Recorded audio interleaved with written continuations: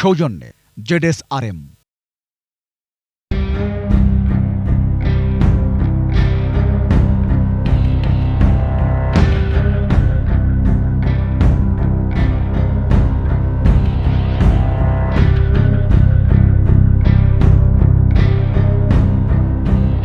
স্বপ্নের এক শহর, যার জন্য প্রায় ৩০ বছরের অপেক্ষা।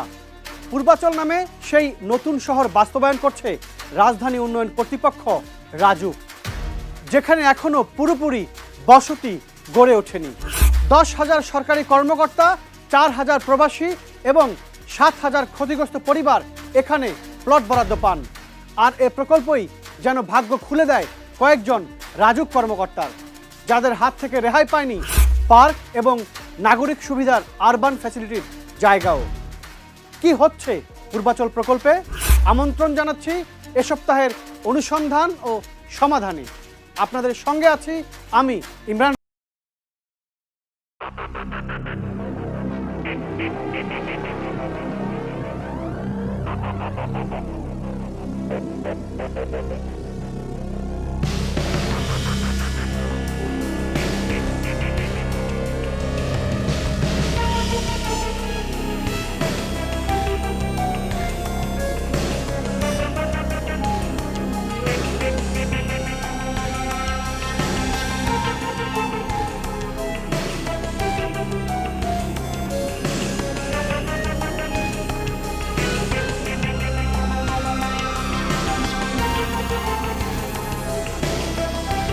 অনুসন্ধানে বেরিয়ে আসে এই প্লট দুটি বরাদ্দ দেওয়া হয়েছে রাজুকের একজন শীর্ষ কর্মকর্তা, যিনি প্রকল্পের সঙ্গে সরাসরি যুক্ত ছিলেন।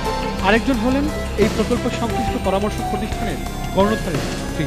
তাদের পরিচয় তুলে ধরব আপনাদের কাছে। তার আগে আমরা এই প্লটের একটু বিস্তারিত জানার চেষ্টা করব।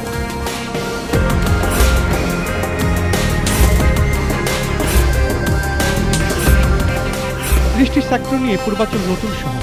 ৩০০ ফিট সড়ক লাগোয়া ৫ নম্বর সেক্টর, সড়ক নম্বর ১০৩, নকশায় প্লট নম্বর ৯১ ও ৯৩। আশপাশে যে প্লট আছে তার সবকটি ১০ কাঠা, যা বাণিজ্যিক প্লট হিসেবে পরিচিত। প্রকল্পের নকশার তৃতীয় সংশোধনীতে এই দুটি প্লট ছিল আরবান ইউটিলিটি ফ্যাসিলিটির জন্য সংরক্ষিত।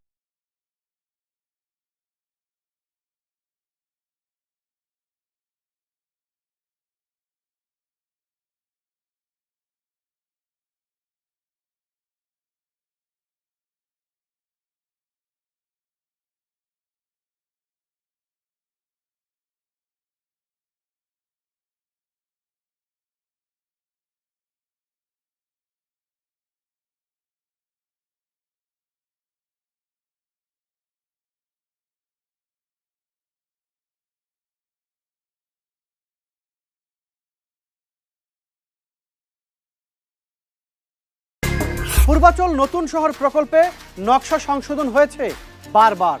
কেন এই সংশোধন? কখনো প্রয়োজনে, আবার কখনো কারো স্বার্থ রক্ষায় নকশা সংশোধন করা হয়েছে।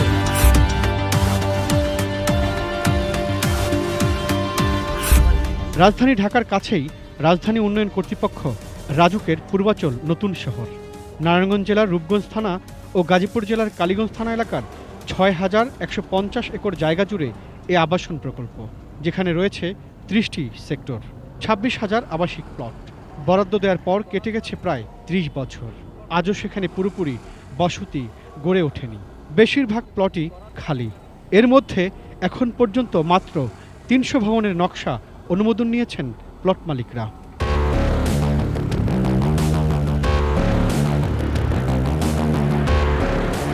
এই প্রকল্পের শুরুতে পুরো এলাকা ছিল সবুজে ঘেরা। এরপর চলে জমি অধিগ্রহণ। গুগল আর্থ থেকে পাওয়া তথ্য বিশ্লেষণ করে দেখা যায় ২০০৫ সাল থেকে চলতি বছর পর্যন্ত কিভাবে হয়েছে এই প্রকল্পের কাজ, আর কিভাবেই বদলে গেছে প্রকল্পের চেহারা।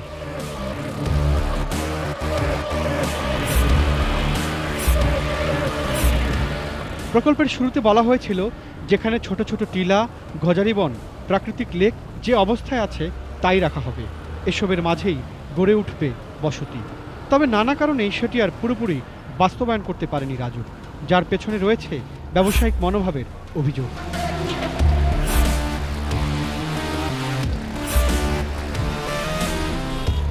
ওরা বলছে যে 4th অ্যামেন্ডমেন্টে আমরা কেবল 2টা স্থাপনা দেব, একটা হচ্ছে জাপানের সাথে একটা ট্রেনিং সেন্টার, আর একটা হচ্ছে এই আইকন টাওয়ার, এবং এইটা আমরা কমার্শিয়াল জায়গাতেই দেব।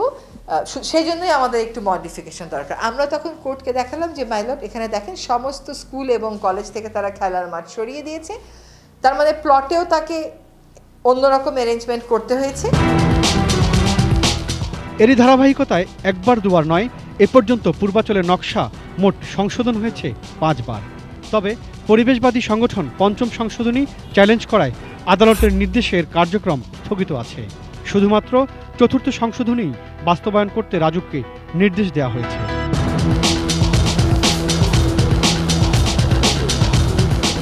আমরা কোর্টে গিয়েছিলাম যে বারবার পরিবর্তন করে সে আরও প্লট দিচ্ছে, এবং 5th অ্যামেন্ডমেন্টে সে নতুন অনেক কটা প্লট অ্যাড করেছে, এবং আমাদের কাছে আনসাইন্ড চিঠি আছে যেখানে রাজুক বলছে প্রকল্প পরিচালককে যে তুমি সব খেলার মাঠটা ছড়িয়ে এখানে আমাকে নতুন করে প্লট ক্রিয়েট করে দাও, কিন্তু আবারও আনসাইন্ড বলে আমরা দিতে পারলাম না। আর এই প্রকল্প পরিচালক কিন্তু রাজুকের সাথে যোগসাজশকে অনেক অন্যায় সাধন করেছে। সে যেভাবে রাজুক বলছে সেভাবেই প্ল্যান মডিফাই করছে। পূর্বাচল নতুন শহরে অনেকেই আবেদন করেছিলেন প্লটের জন্য। এর মধ্যে লটারিতে ভাগ্যবানরা প্লট বরাদ্দ পান, আবার বরাদ্দ পাওয়া জায়গাও কারো কারো পছন্দ হয়নি।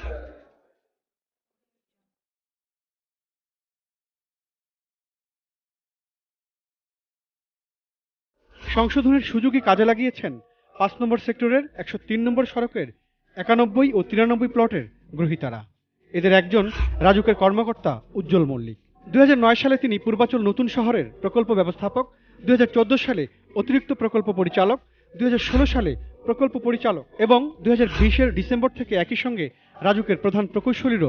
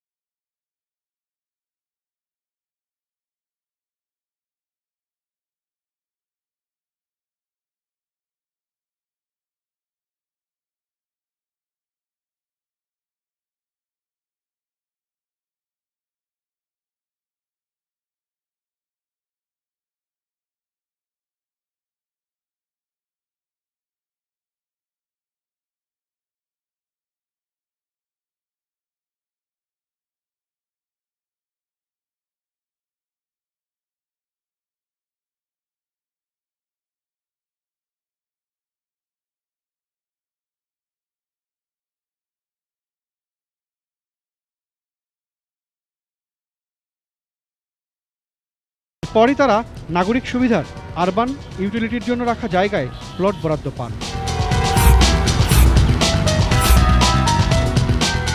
রাজুকের তথ্য অনুযায়ী এ দুটি প্লট ক্যাটাগরি 3-এর অন্তর্ভুক্ত। অনুসন্ধানে জানা গেছে ক্যাটাগরি 3 বরাদ্দ দিতে হয় সংগঠনকে। যদিও এ দুটি প্লটের রেজিস্ট্রেশন হয়েছে রাজুক কর্মকর্তা উজ্জ্বল মল্লিক ও মেহেরুন্নেসা কবিরের নামেই, কোনো সংগঠনের নামে নয়। পূর্বাচলে প্লটের আয়তন কম বেশি হওয়া অস্বাভাবিক নয়। বরাদ্দ পাওয়ার পর যখন সরেজমিনে মাপা হয় তখনই প্লটের আয়তন নিশ্চিত হওয়া যায়। নথি পর্যালোচনা করে দেখা গেছে প্রত্যেক প্লটের আয়তন 5 থেকে 7.5 কাঠা, তবে বাস্তবে এর আয়তন প্রায় 10 কাঠা করেই। আশপাশে থাকা প্লটের আয়তনও 10 কাঠা। 7.5 কাঠা করে প্লট দুটি 15 কাঠা হওয়ার কথা। বাড়তি 5 কাঠার জন্য রাজুককে 3 গুণ অর্থ পরিশোধ করতে হয় গ্রহীতা।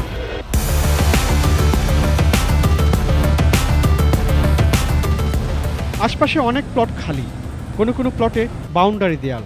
91 ও 93 নম্বর প্লট আছে একই সঙ্গে। ভেতরে ছোট বাংলো, নতুন করে ইট বিছানো হচ্ছে। বরাদ্দ নিয়ে অনুসন্ধান টিমের মুখোমুখি হন রাজুকের প্রধান প্রকৌশলী উজ্জ্বল মল্লিক। তার দাবি, নিয়ম মেনেই রাজুক তাকে প্লট বরাদ্দ দিয়েছে। সে প্লটটা আপনি যথাযথ প্রক্রিয়া মেনেই কিভাবে পেয়েছেন সেটা একটু আপনি যদি একটু বলতেন। আসলে রাজুকের যে কর্মকর্তাদের কোটায় আমি একটা প্লট পেয়েছি, এবং এই প্লটটা রাজুকের যে অন্যান্য কর্মকর্তা কর্মচারীরা যেভাবে প্লট পেয়ে থাকে আমিও সেভাবে পেয়েছি, এবং আমার প্লটটা সৌভাগ্য যে প্রকল্পটা আমি দীর্ঘদিন যাবৎ কাজ করছি সেখানে পেয়েছি, এটা আমাদের জন্য সৌভাগ্য এবং রাজুকের প্রতি কৃতজ্ঞতা। এ বিষয়ে আমরা কথা বলেছি বরাদ্দ পাওয়া আরেক প্লট গ্রহীতা মেহেরুন্নেসা কবিরের সঙ্গে। তার স্বামী প্রকৌশলী জাহাঙ্গীর কবির ছিলেন এ প্রকল্পের একজন পরামর্শক। মাস 6 আগে তিনি মারা গেছেন। আমি নিজে রেজিস্ট্রেশন করেছি। আমি গেছিলাম উজ্জ্বল বাইরে, উজ্জ্বল দা গেছিল। কিন্তু 7.5 কাঠার বেশি আছে কি জানেন কি? একটু আপনি এইটা আমার এতটা ইয়া নাই, 7.5 কাঠা হবে না মনে হয় না, 7 কাঠাই মনে হয়, 7.5 এরকম। এটা তো হচ্ছে ক্লিয়ার কনফ্লিক্ট অফ ইন্টারেস্ট, স্পষ্ট স্বার্থের দ্বন্দ্ব।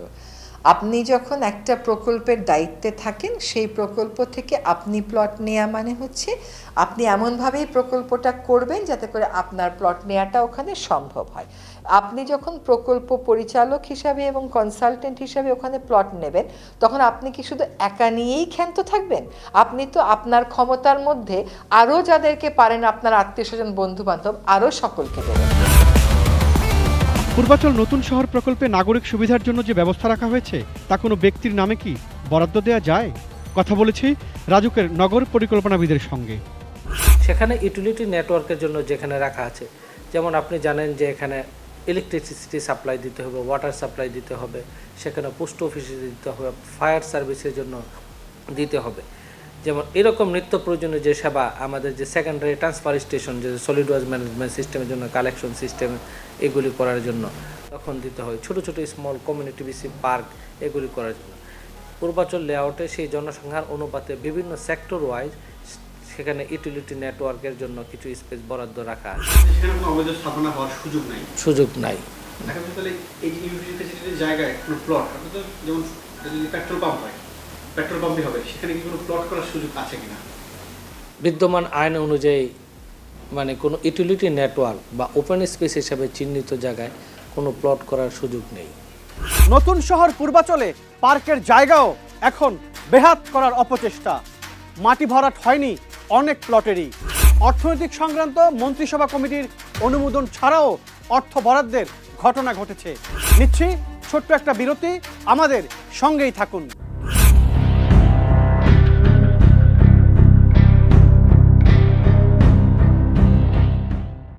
সৌজন্যে ZSRM।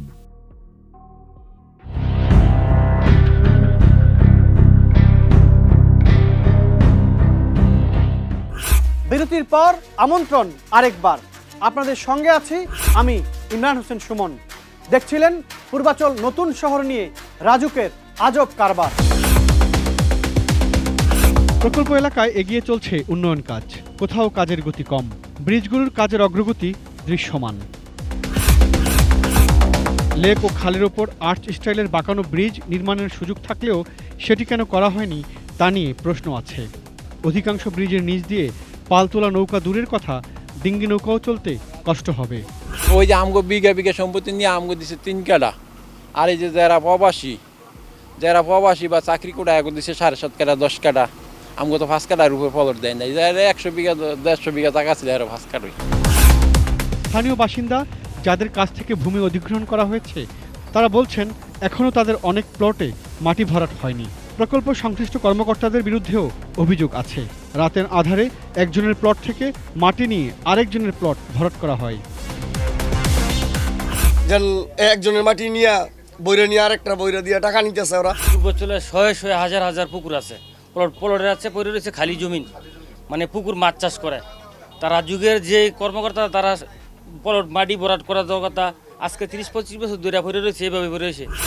26,213টি আবাসিক প্লটের মধ্যে হস্তান্তর হয়েছে 22,000। এর মধ্যে বাড়ি তৈরির জন্য অনুমোদন নেওয়া হয়েছে মাত্র 300 প্লটে। এছাড়া 472টি প্রাতিষ্ঠানিক এবং 1033টি বাণিজ্যিক প্লট রয়েছে। প্রকল্প এলাকার ভেতরে প্রায় 320 কিলোমিটার রাস্তা, 640 কিলোমিটার সারফেস ড্রেন, 61টি ব্রিজ, 43 কিলোমিটার লেক উন্নয়ন ও প্রোটেকশন, 5.2 কিলোমিটার নদী তীর সংরক্ষণ করা হচ্ছে। বিদ্যুৎ, পানি তারা পাবে, যোগাযোগ ব্যবস্থা তো রেডি, আর প্ল্যান তারা চাইলে এখনই আমরা প্ল্যান দেব। প্রকল্পের 19 নম্বর সেক্টরে থাকবে আইকনিক টাওয়ার, আর 1 নম্বর সেক্টরে শেখ হাসিনা ক্রিকেট স্টেডিয়াম নির্মাণের প্রস্তাবনা রয়েছে। এছাড়া 15 নম্বর সেক্টরে বঙ্গবন্ধু স্কোয়ার নির্মাণের জন্য জায়গা বরাদ্দ রাখা হয়েছে। পাশাপাশি প্রকল্পের বিভিন্ন সেক্টরে 14টি সুউচ্চ অ্যাপার্টমেন্ট ভবনে ৬২,০০০ ফ্ল্যাট নির্মাণের পরিকল্পনা আছে রাজুকের। আমরা স্টেক হোল্ডারদের নিয়ে সভাও করেছি, যারা প্রাতিষ্ঠানিক প্লটের মালিক তাদের নিয়ে আমরা একটা সভা করেছি, তারা যেন দ্রুত প্রতিষ্ঠানগুলি শুরু করে।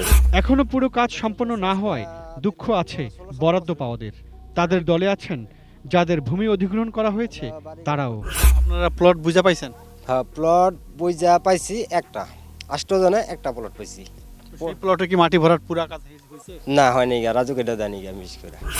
বিশাল প্রকল্প, একসময় এটি স্মার্ট নগরী হিসেবে গড়ে উঠবে, যেখানে হয়তো থাকবে ঘন সবুজ বন, পার্ক, দৃষ্টিনন্দন লেক। তবে দুশ্চিন্তার বিষয়, পার্কের বিশাল জায়গায় কুনজর পড়েছে স্বার্থান্বেষী মহলের। নতুন শহরের 1 নম্বর সেক্টর, এর একেবারে শেষ সীমানা, সড়ক নম্বর 204। নকশার 4র্থ সংশোধনীতে রাখা হয়েছে বিশাল সবুজ পার্ক 1, প্লট নম্বরও 1। পার্কের সে জায়গা বিভিন্ন প্রতিষ্ঠানের নামে বরাদ্দ দেওয়ার পায়তারা করা হচ্ছে। উচ্ছেদ করা হয়েছে কয়েকটি পরিবারকে। স্থানীয়দের অভিযোগ, রাজুকের কতিপয় কর্মকর্তার যোগ সাজসে এখন পার্কের জায়গাটি বেহাত হওয়ার উপক্রম। আমাদের বললে আমাদের কথা কোনো কর্ণপাত করে না, আমাদের কথার কোনো মূল্যায়নও করে না, এবং এই পার্ক বেলায় আছে এই কথাটা উনি আজও পর্যন্ত আমাদের দেখেন। আইসা আমাদের ঘরবাড়ি করতে কোনো কিছু বাই করতে দেয় না, আমাদের সব হুরুরে ভাঙিয়ে দিচ্ছে। আয়তনের দিক থেকে এই পার্কটি কয়েক বিঘা। কোনো ব্যক্তি বা গোষ্ঠী যাতে এটি হাতিয়ে নিতে না পারে সেদিকে কঠোর নজর দেওয়ার আহ্বান অনেকের। এই যে এরিয়াটা, এটা লেকের এরিয়া, এটা হিসেবেও আপনার একটা পার্ক, এটা আমরা জানি যে এতটুকু পার্কের মতো। পার্কগুলির পরিকল্পনা রয়েছে রাজুক, তার নিজস্ব ব্যবস্থাপনায় পার্কগুলি পরিচালনা করবে। কোনো ব্যক্তি বিশেষ কেন পার্ক দিবে না, যাতে এই পার্কগুলি ভবিষ্যতে দখলমুক্ত থাকে। রাজুকের নিজস্ব অর্থায়নেই চলছে প্রকল্পের কাজ। তবে এসব কাজের কিছু অংশ অর্থনৈতিক সম্পর্কিত মন্ত্রিসভা কমিটির অনুমোদন ছাড়াই বরাদ্দ দেওয়ার অভিযোগ উঠেছে। আদালতের অনুমতি ছাড়া পূর্বাচল প্রকল্পে কোনো ধরনের নকশা পরিবর্ধন, সংযোজন, বিয়োজন করা যাবে না। এলাকার স্বতন্ত্র পরিবেশ ব্যবস্থা, বন, জলাভূমি ও কৃষিজমি রক্ষা করতে হবে। খেলার মাঠ, পার্ক, উন্মুক্ত স্থান, খাল, জলাশয়, সবুজ বেষ্টনী সহ পরিবেশগত স্থানে কোনো ধরনের পরিবর্তন করা যাবে না। পূর্বাচলের ভূমির প্রকৃতিও পরিবর্তন করা যাবে না। 4th রিভাইজ লেআউট প্ল্যান, যেটা আদালত কর্তৃক সিল করা, সেখান থেকে রাজুকের সরার কোনো উপায় নেই। যদি সে সরে থাকে, এটা অবশ্যই আদালত অবমাননার শামিল এবং তাকে একটা জবাবদিহিতার মুখোমুখি দাঁড় করাতে হবে। এমন নির্দেশনা যে রাজুক মানছে না, তা পূর্বাচল নিয়ে 5ম যে লেআউট সংশোধনী তাতেই অনুমান করা যাচ্ছে। এরই ধারাবাহিকতায় আদালতের আদেশ অমান্য করতেই গোপনে নকশার 5ম সংশোধনী বাস্তবায়নে রাজুক তৎপরতা চালাচ্ছে বলে অভিযোগ উঠেছে। এমনকি অর্থনৈতিক সম্পর্কিত মন্ত্রিসভা কমিটির অনুমোদন ছাড়াই কার্যাদেশ দেওয়া হয়। যেসব কার্যাদেশ দেওয়া হয়েছে তার মধ্যে আছে গাজীপুর অংশে সারফেস ড্রেন, ওয়াকওয়ে ও সাইকেল ট্র্যাক নির্মাণ। ইতিমধ্যে এর কাজও শেষ হয়েছে। তবে নারায়ণগঞ্জ অংশে একই ধরনের কয়েকটি কার্যাদেশের অনুমোদন নিয়ে প্রশ্ন আছে। ডিপিএম পদ্ধতির কয়েকটি কাজ হয় অগোচরেই। দ্বিতীয় সংশোধিত উন্নয়ন প্রকল্প প্রস্তাবে সেসব বিষয়গুলো যুক্ত করা হয়েছে। এসব বিষয়ে তৎকালীন প্রকল্প পরিচালক উজ্জ্বল মল্লিকের কাছে জানতে চাই আমরা। তিনি দাবি করেন অনুমোদন নিয়েই কার্যাদেশ দেওয়া হয়। তাহলে যেটা বলা হয় যে অনুমতি ছাড়া বিল, এটা সত্য না। অনুমতি ছাড়া বিল দেওয়া তো সম্ভবই না। রাজুকে প্রতিটা বিলে 42টা সাইন হয়, সুতরাং অনুমোদনবিহীনভাবে দেওয়ার কোনো সুযোগ বা এখতিয়ার রাজুকের পিডির নাই। এ বিষয়ে প্রশ্ন করা হলে পূর্বাচল নতুন শহর প্রকল্পের বর্তমান পরিচালক মনিরুল হকও একই সুরে কথা বলেন। সেটার মধ্যে কতগুলো ডিপিএম আছে, যেগুলো যে রাস্তা সংস্কার সহ অন্যান্য কাজ, এগুলো কি সিসিই এর অনুমোদন নিয়ে করা হয়েছিল কি না? হ্যাঁ, সিসি এর অনুমোদন আছে। ও, তাহলে যেটা বলা হচ্ছে যে অনুমোদন ছাড়া বিল দেওয়া হয়েছে ঠিকাদারদেরকে, এরকম কোনো ঘটনা ঘটে নাই? না না না, ওই সময় আমি একটা কারণে যে আমার যেহেতু সাফিসিয়েন্ট বরাদ্দ নাই, আমি এই জন্য পেমেন্টটা করিনি। ডিরেক্ট টেন্ডার মেথড বা ডিপিএম প্রক্রিয়ায় এ ধরনের কর্মকাণ্ড গ্রহণযোগ্য হতে পারে না বলে মন্তব্য করেছেন টিআইবির নির্বাহী পরিচালক। জানান, এসব সিন্ডিকেটের মাধ্যমে সরকারি অর্থের অপচয় হয়। এই নিয়ম যদি কেউ লঙ্ঘন করে থাকে, ডিপিএম এর যুক্তি কোনোদিনই সেটা গ্রহণযোগ্য হবে না। কারণ এটা কিন্তু কারণ ডিপিএমটাকেও যে বিধি সংশ্লিষ্ট বিধি আছে, নিয়মটা আছে, সেটা লঙ্ঘন করা হয়েছে। অর্থাৎ এখানে বিভিন্ন ধরনের বিভিন্ন প্রকার মানে ধাপে দুর্নীতি। একটা হচ্ছে যে সরকারি সুনির্দিষ্ট নীতিমালা লঙ্ঘন, এটা একটা সংশ্লিষ্ট কর্মকর্তাদের দায়িত্ব বলা থেকে শুরু করে আমি বলবো যে উদ্দেশ্যমূলকভাবে ক্ষমতার ব্যবহার করে এটা নীতিমালা লঙ্ঘন করা হয়েছে নিজেরা স্বার্থ অর্জনের জন্য। রাজুকে এ ধরনের তুঘলকি কাণ্ড নিয়ে ক্ষোভের শেষ নেই। এমনও হয়েছে কয়েকজনকে ডিঙিয়ে প্রধান প্রকৌশলীর দায়িত্ব দেওয়া হয়েছে আরেকজনকে। জ্যেষ্ঠতা লঙ্ঘন করে শর্ত না মেনে এক কর্মকর্তাকে রাজুকের প্রধান প্রকৌশলীর দায়িত্ব দেওয়া হয়েছে। এ নিয়ে প্রতিষ্ঠানটির কর্মকর্তাদের মধ্যে দেখা দিয়েছে ক্ষোভ। গত 10 ডিসেম্বর হঠাৎ করে প্রধান প্রকৌশলী আব্দুল লতিফ হেলালিকে সরিয়ে দেওয়া হয়। তার জায়গায় পূর্বাচল প্রকল্পের পরিচালক তত্ত্বাবধায়ক প্রকৌশলী উজ্জ্বল মল্লিককে প্রধান প্রকৌশলীর দায়িত্ব দেওয়া হয়। রাজুকে উজ্জ্বল মল্লিকের চেয়ে জ্যেষ্ঠ আরও 5 জন প্রকৌশলী আছেন। নথিপত্রে সেসব তথ্য পাওয়া গেছে। এর মধ্যে 1 নম্বরে ছিলেন প্রকৌশলী এম এ আওয়াল। তাকে ডিঙিয়ে কনিষ্ঠ একজনকে প্রধান প্রকৌশলী করার সিদ্ধান্ত মানতে পারেননি তিনি। তাই দুঃখে চাকরি থেকে স্বেচ্ছায় অবসর নিয়েছেন। আলোচনা সমালোচনায় আমি আর জড়াইতে চাই না। আল্লাহর কাছে শুকরিয়া, ভালোভাবে আসছি, দিতে মান সম্মান ইজ্জত প্রমোশন পদোন্নতি, এতে শুকরিয়া মাইনা আমি স্বেচ্ছায় অবসর নিয়ে চলে আসছি। এমন নানা বিষয় নিয়ে রাজুক চেয়ারম্যানের মুখোমুখি আমরা। জানালেন শৃঙ্খলা ফিরিয়ে আনতে বিভিন্ন উদ্যোগ নেওয়া হয়েছে। এটা আমাদের যে সমস্ত দপ্তরে এই ধরনের সম্পদ নিয়ে কাজ কারবার করে সেখানে হয়তো রাজুকের চেয়ে কম হতে পারে অভিযোগ, প্রায় সবগুলির বিরুদ্ধেই কিছু না কিছু অভিযোগ আছে। আমরা চেষ্টা করছি রাজুকের কিছুটা এই যে শুদ্ধাচারের যে বিধিবিধান আছে, সরকারের নির্দিষ্ট যে প্রতি মাসে শুদ্ধাচার নিয়ে মোটিভেশন করা লাগে, 60 ঘন্টার ট্রেনিং আছে আমাদের, সেই ট্রেনিংয়ে আমরা মোটিভেশনাল বক্তব্য দেই। পাশাপাশি আমাদের যে গর্হিত কাজ করে প্রমাণিত হয় তার শাস্তিও হয়। শাস্তি কিছুদিন আগে দিয়েছি আমি আসার পরে একাধিকজনকে, আরও বেশ কটা প্রসিডিং চলমান আছে। শাস্তিটা যদি একটু ঠিকমতো হয় তাহলে আমার মনে হয় এটা একটু কমে আসবে। পূর্বাচল প্রকল্পের নাগরিক সেবা দেওয়ার জন্য এখন পর্যন্ত তেমন কোনো কার্যকরী কর্তৃপক্ষ নেই।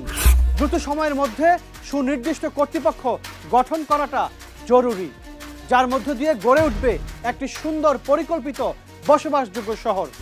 আপনার আশপাশের অনিয়ম ও দুর্নীতির তথ্য আমাদের জানান। আজকের অনুসন্ধান ও সমাধান থেকে বিদায় নিচ্ছি আমি ইমরান হোসেন সুমন।